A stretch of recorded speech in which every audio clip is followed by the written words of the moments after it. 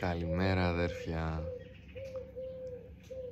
Σήμερα ξεκινάμε με την τρίτη ανακεφαλαίωση, όπου θα διαβάσω τις οδηγίες της και μετά θα μπει και η ανακεφαλαίωση με το μάθημα 111.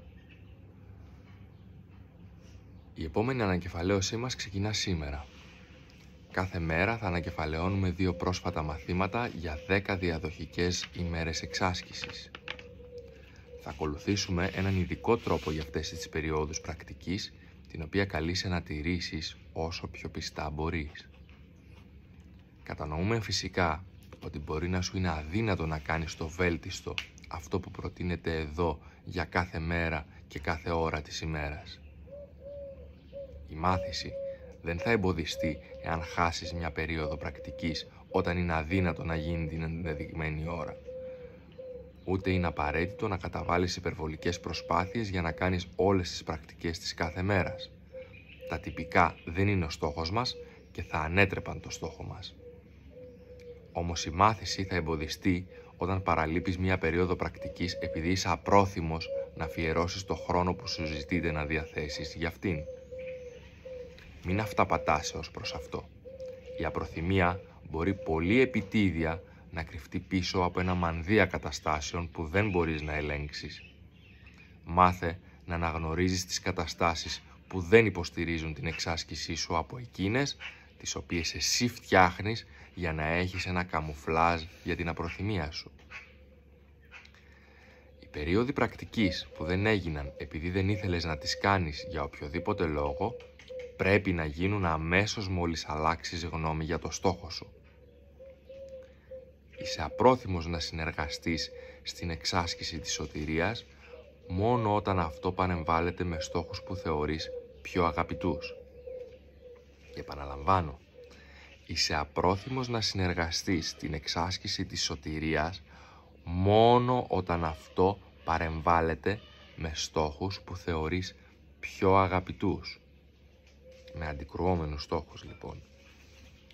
Όταν αποσύρεις την αξία που τους δίνεις, επίτρεψε να γίνουν οι περιόδοι πρακτικής σου αντικατάστασης για τις λιτανίες σου προς αυτούς. Δεν σου έδωσαν τίποτα. Όμως η εξάσκησή σου μπορεί να σου δώσει τα πάντα. Οπότε αποδέξου τις περιόδους και μείνε εν ειρήνη. Η δομή που πρέπει να χρησιμοποιήσεις για αυτές τις ανακεφαλαιώσεις είναι η ακόλουθη. Αφιέρωσε 5 λεπτά 2 φορές την ημέρα ή περισσότερο εάν θέλεις για να σκεφτείς τις σκέψεις που αναφέρονται. Διάβασε και πάλι τις ιδέες και τα σχόλια που παρατίθεται για την άσκηση κάθε ημέρας. Και μετά ξεκίνησε να τις σκέφτεσαι ενώ αφήνεις το νου σου να τις συσχετίσει με τις ανάγκες σου, τα φαινομενικά σου προβλήματα και όλες τις έγνοιες σου. Φέρε τις ιδέες μέσα στο νου σου και άσε το να τη χρησιμοποιήσει όπως επιλέξει. Έχε του πίστη ότι θα τις χρησιμοποιήσει σοφά, υποβοηθούμενος στην απόφαση του από τον ένα, ο οποίος έδωσε τη σκέψη σε εσένα. Τι μπορείς να εμπιστευτείς εάν όχι αυτό που υπάρχει μέσα στο νου σου? Έχε πίστη ότι σε αυτές τις ανακεφαλαιώσεις τα μέσα που χρησιμοποιεί το Άγιο Πνεύμα δεν θα αποτύχουν. Η σοφία του νου σου θα προστρέξει να σε βοηθήσει. Δώσε την κατεύθυνση από την αρχή. Μετά αποστασιοποιήσου ήσυχα με πίστη και άσε το νου να χρησιμοποιήσει τις σκέψεις που έδωσες, όπως αυτές σου δόθηκαν για να τις χρησιμοποιήσεις. Σου δόθηκαν με τέλεια εμπιστοσύνη, με τέλεια βεβαιότητα ότι θα τις χρησιμοποιήσεις καλά, με τέλεια πίστη ότι θα δεις τα μηνύματά τους και θα τις χρησιμοποιήσεις για εσένα. Πρόσφερε τη στο νου σου με την ίδια εμπιστοσύνη και βεβαιότητα και πίστη. Δεν θα αποτύχει. Είναι το επιλεγμένο μέσο του Αγίου Πνεύματος για τη σωτηρία σου. Αφού ο νου σου έχει την εμπιστοσύνη του, το μέσο του πρέπει σίγουρα να αξίζει και τη δική σου. Τονίζουμε τα ωφέλη για εσένα εάν εσύ αφιερώσεις τα πρώτα 5 λεπτά και τα τελευταία 5 λεπτά της ημέρας για τις ανακεφαλαιώσεις σου. Εάν αυτό δεν μπορεί να γίνει, Τουλάχιστον προσπάθησε να τα επιμερίσεις έτσι, ώστε να κάνεις το ένα το πρωί και το άλλο την τελευταία ώρα πριν κοιμηθείς. Οι ασκήσεις που προορίζονται για να γίνουν μέσα στην ημέρα είναι εξίσου σημαντικές και ίσως και μεγαλύτερης αξίας. Έχεις την τάση να εξασκήσεις σε συγκεκριμένες ώρες και μετά να συνεχίζεις κάνοντας άλλα πράγματα, χωρίς να εφαρμόζεις αυτά που έμαθες εν τω μεταξύ. Ως αποτέλεσμα, έχεις κερδίσει μικρή ενδυνάμωση και δεν έχεις δώσει στη μάθησή σου μια δίκαιη ευκαιρία να αποδείξει πόσο μεγάλο είναι το δυνητικό της δώρο για εσένα. Εδώ υπάρχει άλλη μια ευκαιρία να τη χρησιμοποιήσεις καλά. Σε αυτές τις ανακεφαλαιώσεις τονίζουμε την ανάγκη να μην αφήσεις την μάθησή σου να μένει άπραγη στα ενδιάμεσα διαστήματα των μεγάλων περιόδων πρακτικής. Προσπάθησε να κάνεις μια σύντομη αλλά σοβαρή ανακεφαλαίωση κάθε ώρα στις 2 ιδέες της κάθε μέρας. Κάνε επανάληψη την μία ιδέα ανά μία ώρα και την άλλη μισή ώρα αργότερα. Δεν χρειάζεται να αφιερώσεις περισσότερο από 1 μόνο λεπτό για κάθε μία. Επανέλαβέ την και άσε το νου σου να μείνει για λίγο σε σιωπή και σε ειρήνη. Μετά συνέχισε με τα υπόλοιπα πράγματα, αλλά προσπάθησε να κρατήσεις την σκέψη σου και άστη να είναι χρήσιμη ως βοήθεια για τη διατήρηση της ειρήνης σου σε όλη τη διάρκεια της ημέρας. Εάν κλονιστείς, σκέψου την πάλι. Αυτές οι περίοδοι πρακτικής έχουν σχεδιαστεί για να σε βοηθήσουν να διαμορφώσεις τη συνήθεια να εφαρμόζεις αυτά που μαθαίνεις κάθε μέρα σε οτιδήποτε κάνεις. Μην επαναλάβεις τη σκέψη και μετά την αφήσεις στην άκρη.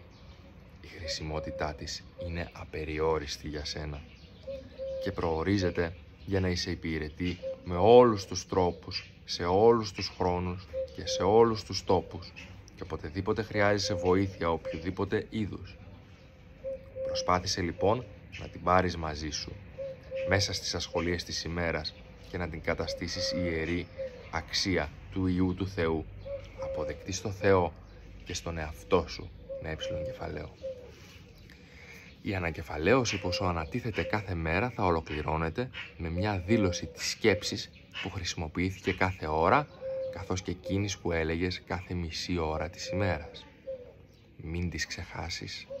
Αυτή η δεύτερη ευκαιρία με κάθε μια από αυτές τις ιδέες θα φέρει τόσο μεγάλες προόδους από αυτές τις ανακεφαλαιώσεις και θα αποκομίσουμε τόσο μεγάλα μαθησιακά ωφέλη που θα συνεχίσουμε σε πιο στερεό έδαφος, με πιο βέβαια βήματα και με ισχυρότερη πίστη. Μην ξεχνάς πόσα λίγα έχεις μάθει. Μην ξεχνάς πόσα πολλά μπορείς να μάθεις τώρα. Μην ξεχνάς ότι ο πατέρας σου σε χρειάζεται. Όταν ανακεφαλαιώνεις αυτές τις σκέψεις που αυτός έδωσε σε σένα. Και πριν μπούμε στις σημερινές ιδέες του μαθήματος 111, το οποίο ανακεφαλαιώνει το μάθημα 91 και το μάθημα 92, θα ήθελα να πω πόσο πραγματικά με έχουν βοηθήσει αυτές οι ανακεφαλαιώσεις στο να αλλάξω την θέασή μου, θα έλεγα, στην καθημερινότητα και να προσπαθώντας να φέρω οποιοδήποτε εξωτερικό γεγονός αντιλαμβάνομαι, προσπαθώντας να το ταυτίσω με αυτές τις ιδέες. Έχω αναγνωρίσει μέσα μου ότι αυτή η διαδικασία με έχει βοηθήσει να ταυτίζω τα εξωτερικά γεγονότα με τις ιδέες του βιβλίου στην καθημερινότητά μου χωρίς να κάνω πλέον προσπάθεια. Για μένα λοιπόν είναι πολύ σημαντικό να εργάζομαι με τις ιδέες της κάθε ημέρας και οτιδήποτε συμβαίνει στην καθημερινότητά μου να προσπαθώ να το ταυτίζω αυτό, ούτως ώστε να μπορώ να βλέπω διαφορετικά. Και μας λέει ότι για την πρωινή ανακεφαλαίωση, το μάθημα 91, τα θαύματα είναι ορατά στο φως. Δεν μπορώ να δω στο σκοτάδι. Ας φωτίσει το νου μου το φως της ιερότητας και της αλήθειας και ας δω την αθωότητα εσωτερικά.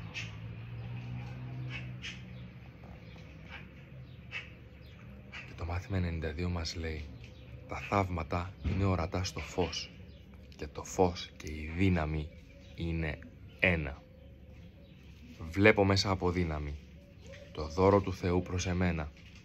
Η αδυναμία μου είναι το σκοτάδι που το δώρο του απαλήφει, δίνοντάς μου τη δύναμή του στη θέση του.